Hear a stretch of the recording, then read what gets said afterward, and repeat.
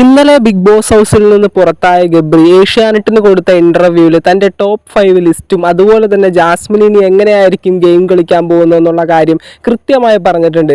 ഗബ്രിയുടെ ഈ ഒരു top 5 list prediction കണ്ട സമയത്ത് ഞാൻ ശരിക്കും ഞെട്ടിപ്പോയി. ജനങ്ങൾ എങ്ങനെയാണ് ചിന്തിക്കുന്നതെന്ന് കൃത്യമായിട്ട് അറിയുന്നത് പോലെയാണ് ഗബ്രി ആ ഒരു ടോപ്പ് 5 ലിസ്റ്റ് പ്രഡിക്റ്റ് ചെയ്തത്.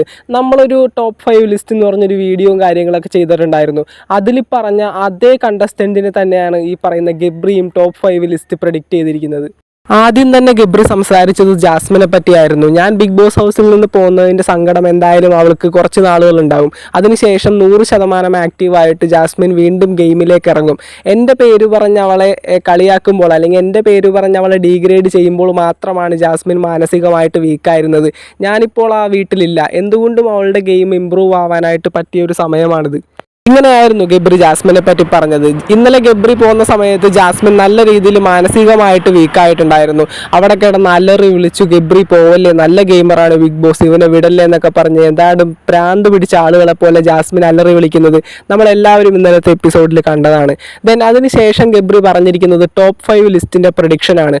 ആദ്യം തന്നെ പറഞ്ഞിരിക്കുന്നത് സിജോയാണ്. സിജോ നമുക്കറിയാം Bigg Boss Malayalam season 6 top 5 എത്തിച്ചേരാനായിട്ട് ഏറ്റവും കൂടുതൽ സാധ്യത ഉള്ളൊരു കണ്ടസ്റ്റൻ്റ് ആണ്. ദെൻ അതിനുശേഷം പറഞ്ഞിരിക്കുന്നത് അൻസിബയാണ്. അൻസിബയെ നമുക്കറിയാം ഒരു സൈലൻ്റ് ആയിട്ട് നിന്ന് ഗെയിം കളിക്കുന്ന വ്യക്തിയാണെങ്കിലും ടോപ്പ് 5 എത്തിച്ചേരാനായിട്ടുള്ള ഒരു ജനപിന്തുണ അൻസിബക്ക് ഉണ്ടെന്നുള്ളത് യാഥാർത്ഥ്യമാണ്. ദെൻ അതിനുശേഷം പറഞ്ഞിരിക്കുന്നത് ജിൻഡോയാണ്. നമുക്കറിയാം Bigg Boss Malayalam season 6 game ഈ ഒരു രീതിയിലാണ് മുന്നോട്ട് പോകുന്നതെങ്കിൽ ബിഗ് ബോസിൻ്റെ കപ്പ് ഉയർത്താനായിട്ട് ഏറ്റവും കൂടുതൽ സാധ്യത ഉള്ള ഒരു കണ്ടസ്റ്റൻ്റാണ് ജിൻഡോ. ടോപ്പ് 5 ലിസ്റ്റിൽ ഓൾറെഡി കൺഫേം ആയ ഒരു വ്യക്തി തന്നെയാണ്. ദെൻ അത് കഴിഞ്ഞിട്ട് പറഞ്ഞിരിക്കുന്നത് ഋഷിയാണ്. കുറച്ചുകൂടി ഗെയിം ഇമ്പ്രൂവ് ആവാനുണ്ട്. എന്തൊക്കെയാണെങ്കിലും അവൻ്റെ ഗെയിം നല്ല രീതിയിൽ മുന്നോട്ട് പോവുകയാണെങ്കിൽ ടോപ്പ് 5 എത്തിച്ചേരാനായിട്ട് സാധ്യത ഉള്ളൊരു കണ്ടസ്റ്റൻറ്റിൻ്റെ രൂപത്തിലാണ് ഋഷിയെ പറഞ്ഞിരിക്കുന്നത്. ദെൻ അഞ്ചാമതായിട്ട് പറഞ്ഞിരിക്കുന്നത് ജാസ്മിനെയാണ്. എനിക്ക് പേഴ്സണലി ജാസ്മിൻ ഈ ഒരു ബിഗ് ബോസ് വിജയിക്കണമെന്നാണ് എൻ്റെ ആഗ്രഹം. കാരണം അവൾ അത്രയേറെ അത് അർഹിക്കുന്നുണ്ട്. കാരണം ജാസ്മിന് നല്ല രീതിയിലുള്ള ജനപിന്തുണയുണ്ട്. എൻ്റെ പേര് പറഞ്ഞ് അവളെ ഡീഗ്രേഡ് ചെയ്യുന്ന സമയത്ത് മാത്രമാണ് അവൾ മാനസികമായിട്ട് വീക്കായി പോകുന്നത്.